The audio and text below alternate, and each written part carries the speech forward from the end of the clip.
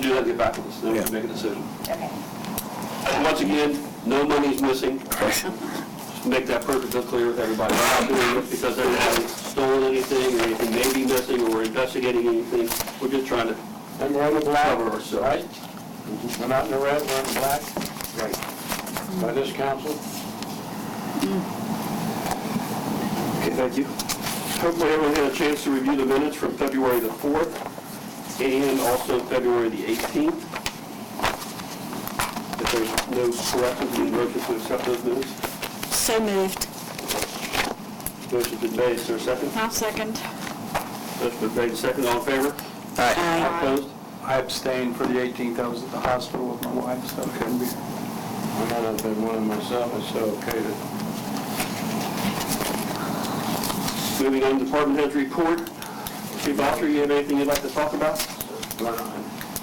Mayor and Council, I just have a few things I want to bring up that I didn't get to put in my council report that came up. I just want to remind everybody on March 9th, it's time change. Remember to change your batteries in your smoke detector. And if you need any information on smoke detectors or where to place them, feel free to call the firehouse. I was also, there's been some people asking, I guess, about soft billing, how we bill for our medical. And we use a billing company, it's out of Sharonville, and what we do is soft bill. That means we don't hard bill, we don't come after you. You will get 3 bills in the mail. Most of the time, the insurance company will pick up, but if you do not have insurance, you'll keep getting bills. You'll get 3, and then after that 3, they'll quit sending them. This doesn't go against your credit, we're not going to come after you. So that's kind of in a nutshell what our soft billing is about. A lot of times if they keep sending, after you've paid, they're looking for more insurance information. Either the squad was not able to get that information, or when you sent your bill in, you didn't add some information on the patient. So that's the other reason sometimes they'll keep sending bills. So for that'll clear that up a little bit. I did get an email today from the Water District. They will be flushing in Dayton between May 27th and May 30th. That's 8 to 4.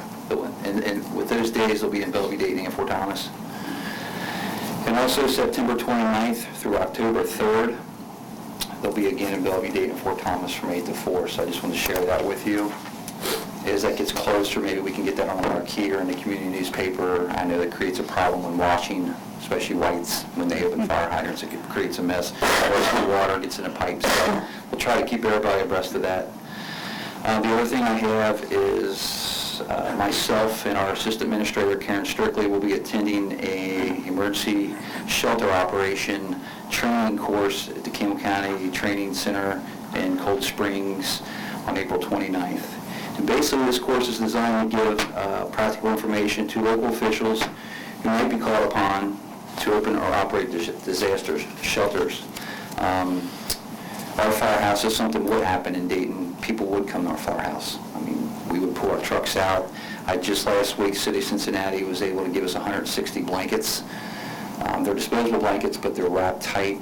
We did take them. I know Newport took some, and Wilder, Fort Thomas, they had a ton of them they were giving out.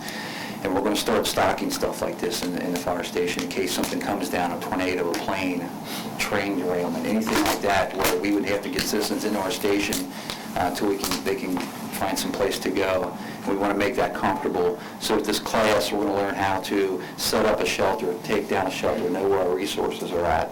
So it's going to be a great class. It's free, and those are the best. So other than that, and this always came out a couple days, so I didn't get that in the report. So Mike, you mentioned the smoke alarms. yes.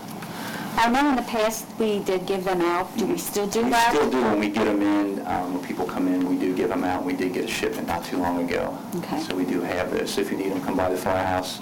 Carl will come and actually install them for you. If you did buy them and want to put them in, you're capable of putting them in, call and we'll explain to you, or come to the fire station or to your house and show you exactly where to put those at, because they have to be put in certain areas. Mike, and I may have asked you this question before, but I'm really concerned about it. Recently over in Covington, we had a train derailment, and it almost hit 2 houses. You probably know where I live at. I think between O'Fallon and probably Vine Street if there was a derailment, there could be a major problem. And I sit right on the corner there. So I guess like my question is, can you give me some assurance, or what do you do with hazmat or whatever? Because I don't know what comes through here, but I know if we had a train derailment, it could be a disaster within those 3 blocks at least. That is correct. I mean, we have a plan, we have an SOG, standard operating guideline that our men do know. And what would happen is when we get dispatched to an area between here and Bellevue, what we cover, and they would come in and say, well, we've had this before. Most of the time it's train versus vehicle, but it did not derail a train. Right. You're looking at freight, you're looking at passenger trains that come through this area. And depending on what we would do, we would pull up on a scene, do a quick scene size up, determine what we have, if there's product on the train. Every train that has product on it has to have a placard. We have a book that has all the placard codes in there, and we'd figure out what it is. We have that over in the firehouse. We have in every vehicle. Very far. Oh, sure. Okay, very good. We would not be able to handle anything like that, nor would any other fire department around here. So what we do is rely on our resources, our neighboring departments, EMA, emergency management would be involved. With it being a passenger, kind of in a nutshell, with the passenger, if it was upright sideways, you're looking at a lot of injuries. We would automatically dispatch more medic units, have a staging area. Hospitals would be notified, again, EMA, hazmat if there was any leakage or fire, possibly the coroner, Red Cross, and Salvation Army. And then we also, depending on where at in the city this happened at, we would look at also setting up a shelter and actually start an evacuation, which would take a lot of manpower to do that. But something like that goes down, dispatch gets the call, it's kind of like a Signal 500 is an airplane down, and with a plane they would probably do something like that and automatically just start dispatching. And our main job would be get there and find a staging area to get this apparatus into the safe location so they can get out. Well, I've seen 3 cars get hit up there, and I'm just always concerned about an engine coming off the track, and it could do some major damage. We did, I think back in Mike, I was going to say that, we had a training period up there once. yeah, it might have been around 1990. We did a training exercise. It was behind the skating rink. Sure was. We did that. Did a good I was job. there, it's right there. Yeah, I was there. And what we do, probably, the whole hillside would be evacuated. Okay. We would look at wind direction. There's just a lot of plays that's in part of it. I just want to assure myself and the rest of my neighbors up there. I got a question for you. You might know what is on the car. If it caught on fire, you would have no idea. Do they give you a log of what's on every train coming through? In that book with that placard tells what the product is, and also But what if tells, it catches on fire and you can't it see tells the you what to placard? use on either foam, No, I'm saying if CO. you can't read it because it's burning. We would use foam, because you can use foam on Okay. just about anything like That's my that, question. yes. All right, thank you. Yeah, and that just smothers the vapor, is what it would do. You were talking about soft building for City of Dayton. What about like when Penny ran into like Fort Thomas or Newport? How's that soft building, or do they have it, or do they have it? It's the same thing, everybody's soft billing right now, that I know of in this area. So the same thing's gonna happen, you're gonna keep getting the information, you're gonna keep getting it. If something would happen under, how that happened to Penny, that was something between her and that billing company. But I called the fire department and got back with Penny, and the secretary called and talked to the lady, and they said they soft billed. So I don't know if whoever you talked to had a bad day that day, or was giving you bad information, but I know Newport, us, Central Campbell, Southgate, those are the medic units that are going to respond to this area. If we would need extra medic units, they are all soft billed, so. Anything else? Anybody have any questions? No, thank you, Brent. Look, 1 second, I'm sorry. What about our ongoing lawsuit with the federal labor? Are we moving anywhere with that? It's still in the courts, that's all. Steve Martin, our attorney, last month we had a meeting, he says it's still all in court, so I still don't know anything else. Okay. Yeah. Thank you. Thank you. Thanks, Mike. You have a copy of my stat report for the month of February, if you have any questions about that. I do have some very good news relating to the police department. I won't be too premature on it, but we had approximately about a month ago, maybe a little less, we had our preemptive walkthrough for our accreditation. We had been working on this accreditation for probably the past year to year and a half. the wonderful news is the preemptive walkthrough, we were very successful. So we are going to have our formal walkthrough this Saturday morning. And the next stage is, I've spoken to the evaluator, and he says everything we have is in place. You know, our books are in line. They'll do the formal walkthrough this Saturday, and then he will give his recommendation to the board, which my understanding is they usually just go off his recommendation. And the Dayton Police will be a state-accredited organization. Excellent. So we're hoping to have, I'm not sure if it'll go through March. We're hoping we'll at least catch the end of March. If not, it'll probably be in April. And that saves us money over insurance also, doesn't it? Yeah, I believe we can save up to 10% on it. And that's a first for our city of But I know Dayton. that's a first for the city. Scott, I have one question. A couple meetings ago, and I left here, and I really don't know what you told Kathy about, she was asking a question, and I don't think I got the answer, and I don't know how many other people felt that way, but can we ask that again? Because I've had more than one person say, I don't know that we got the answer that we needed. What was the question? It had to do with procedurally, I guess, in terms of if, I felt like, well, people have, not just me, have felt that they got 20 questions when they called in to ask to speak with you. And the only answer that I got, but it frankly wasn't real satisfying, that the clerk was essentially screening calls for you, based on priority and that kind of thing. And I guess the question I kept coming back to, but maybe I just didn't like your answer. That was more accurate.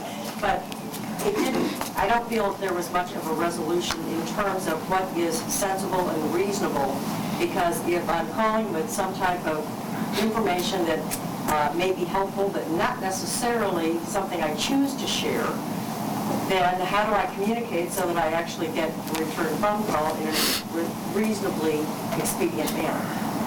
So that's pretty much... That's it. And I've had more than one person say, I don't get it.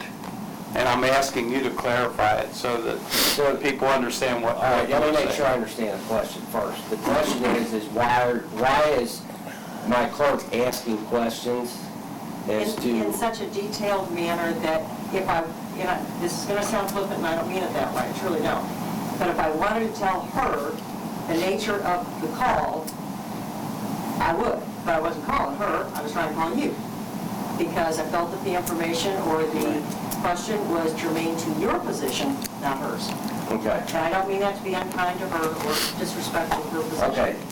My answer to that would be is this. I do ask her to get some information prior to. The reason for that is number one, it saves me a little time because I get phone calls from from A to Z.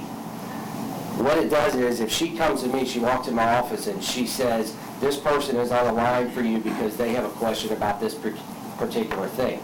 It could be a case file, it could be something going on in the case. What that allows me to do is go pull the case, find out where it's at, if it's in a supervisor's office, if it's in a detective's office. I can then get information, then go on the line with them and, relay whatever information I can. So part of it is to allow me the time to get the information so when I pick up the phone, I can get proper information rather than put someone on hold, keep them on hold till I go get the information, or say, can I call you back once I get it? Now, that may be an extreme case. There may be other small cases that she just says, this person's on the line for you, and they want to know about this. How about if it's more of a situation where we're trying to give information rather than get information? Okay. To me, that qualifies as a little bit, perhaps, and you don't know, and frankly, neither does the clerk, how important that information may be at any point in time. And So how many times do we get to recount the information before we get it to the party to whom we wish to speak? well, sometimes, believe it or not, I may not be the proper party to speak to. And let me give you an example. If you have an information about a particular information you feel that maybe there's drug activity going on in your neighborhood, all right?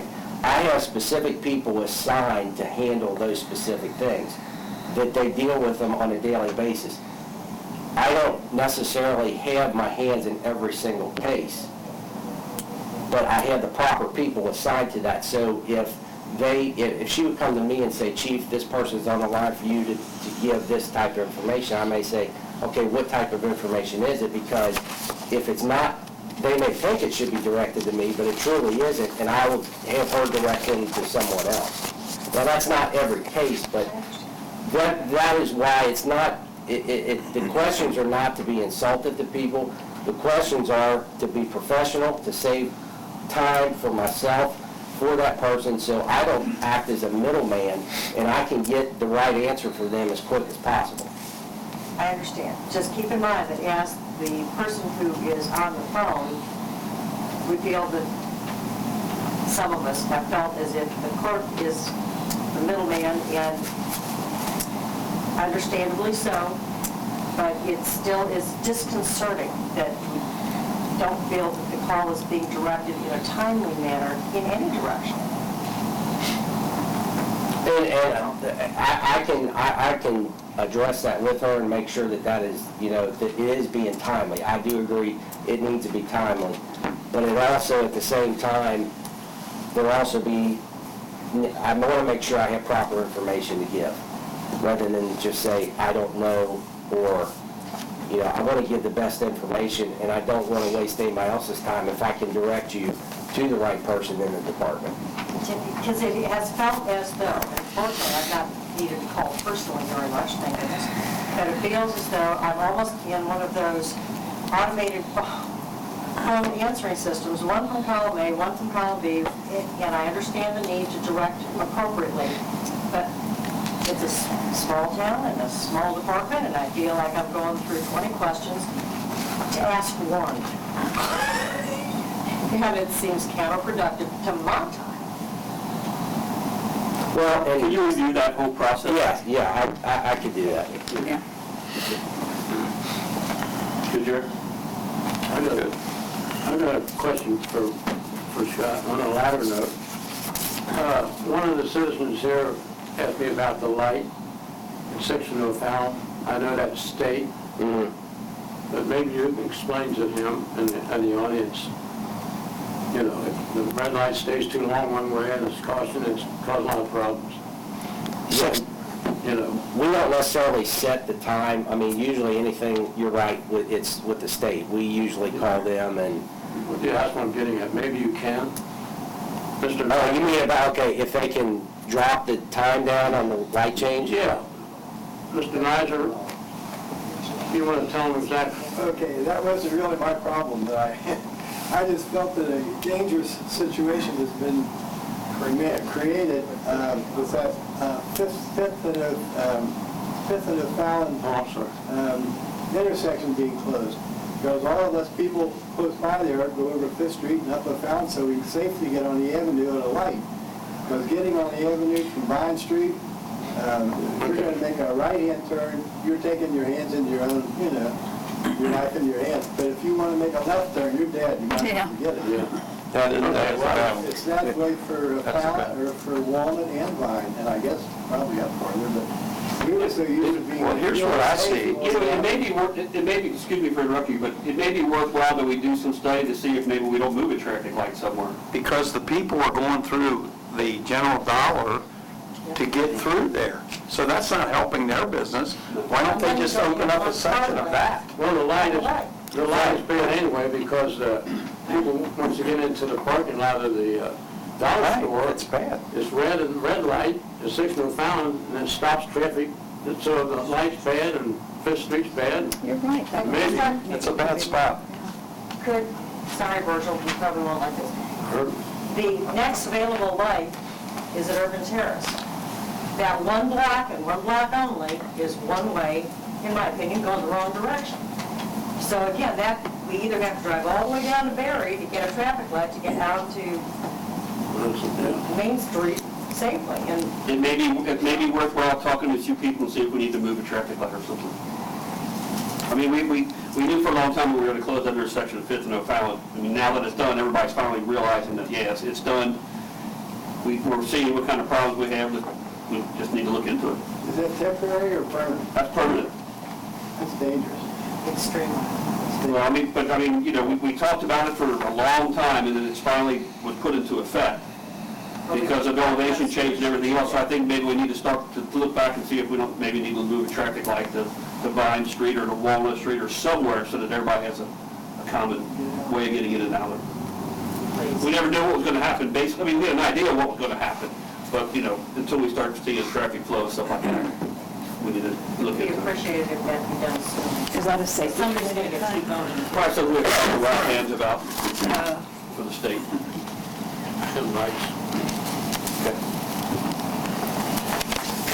Okay, Don, you have anything for codes? You got a copy of that report. Okay. I would like to say something. I'm usually one of the first persons to jump on Don when I feel as though things aren't moving around as fast as they should be. I questioned the building on the 600 block of 6th Street, why it was in disrepair for so long. I kind of chewed on Don a few times about it, and finally he came back up to me and said, here's the reason. He produced an email from Dennis saying, cut this guy a break. There's the surprise. We cut the guy a break long enough, we're back on. So, I just want to say, since I'm usually the one chewing on Don all the time, I'm going to stick up for him this time. He had a reason for not following up on things he should have been following up on. So, take care of that problem. Don, you have anything from the clerk's office? You have a copy of my report and financials for the month. John, I have a question about your report. Yes. It's not about your report, but I looked over the calendar, and you have the park board meeting on this Thursday, and when I was at the park board meeting, they said they were going to meet on the 17th, and now if they changed it, that's fine. They changed it. Does that have to be advertised? Because their meetings are usually on the Mondays, the first and third Mondays. Their next meeting, they wasn't going to have it on Thursday the 6th, but we're having interviews that night. Right. So now their next meeting is March 12th on a Wednesday at 7. And Tom Swartz sent me the agenda today, and that will be a special meeting every time. So it will have to be advertised then? Yes, it will. Okay, that's the only Just like question. a notice, it's not really advertised, Right. you just have to notify the Right, media. because like I said, when I was at the meeting, they said something else. Yeah, we've been emailing back and forth the That's last few fine. days. Director of Public Works? I really don't have much.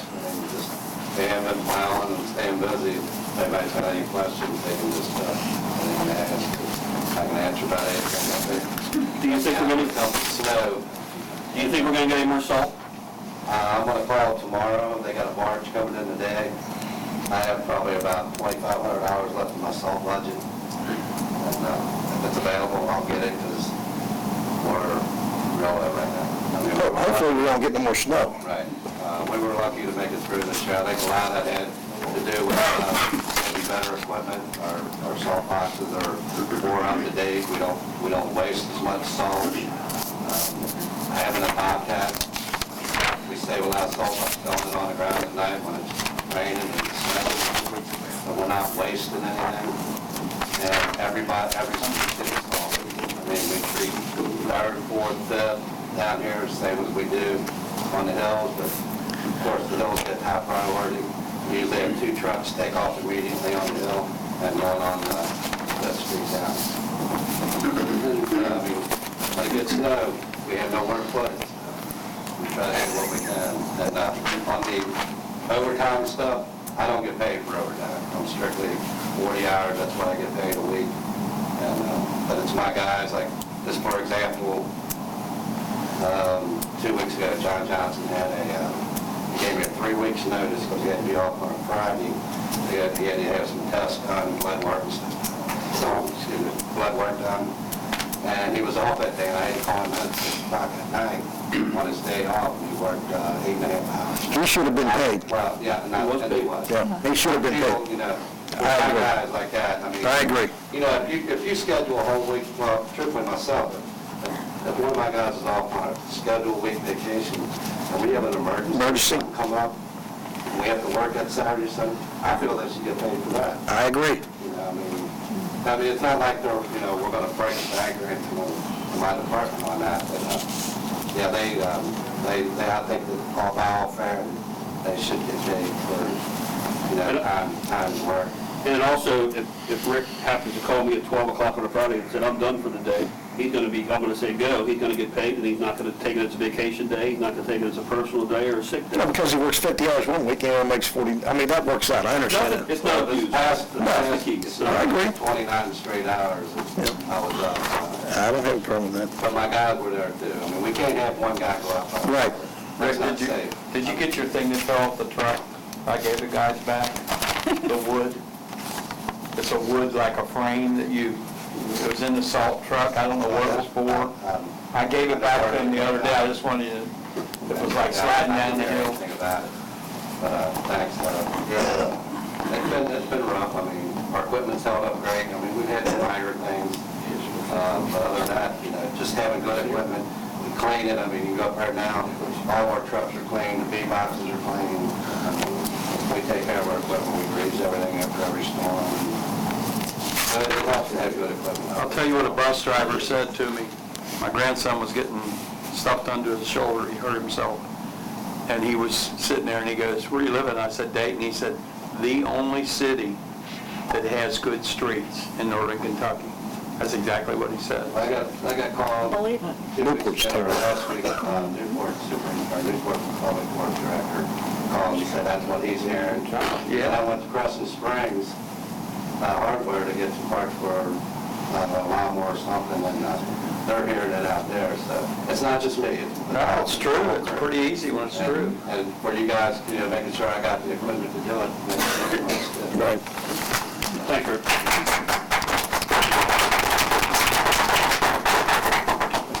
Now I'm going to want somebody to buy you dinner tonight. Michael?